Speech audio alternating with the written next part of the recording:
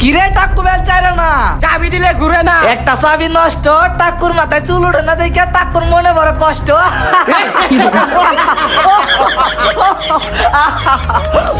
শোন চান্দিয়ালা বান্দির পো, অনলাইন থেকে কত কিছু না অর্ডার করলি, আবার দোকান থেকে তেল কিনা নিয়ে এলি। ওই তোর মাথায় তো কোনো চুলের ডগা দেখতাছি না। তোকে মজা নেওয়ার দিন শেষ, আমার চুল গজানোর বাংলাদেশ। শোন, নতুন একটা তেল কিনছি, ওই দোকানদার কইছে 2 দিনের ভিতরে আমার মাথায় চুল গজাইবো।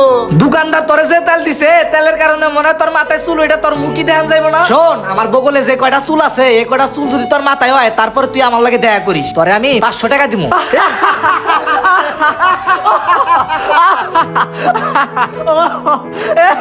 হ্যাঁ, যা যা, একটু ভালো করে চেষ্টা করিস, টাক মাথায় যদি চুল না হয়, আমগো সামনে আর তোর মুখই দেখাইস না। শালা নটকার তেল, এই তেল ব্যবহার করে আমার চুল উঠবো না, এই জীবনে আমি রাখুম না। ধ্যাৎ। এত জায়গায় এত অপমান আমি আর সহ্য করতে পারতেছি না। আমি যদি না থাকি কেউ আর আমার অপমান করতে পারবো না। এই। ওই বেটা, ওই তোর কি হইছে? পাগল টাগল হইছস নাকি? এখান থেকে লাভ দিতেছস কি লিগা? আরে বেটা, কি কমু দুঃখের কথা, লাভ দিমু না কি করমু, এই জীবনে আর থেকে না রাহাই ভালো।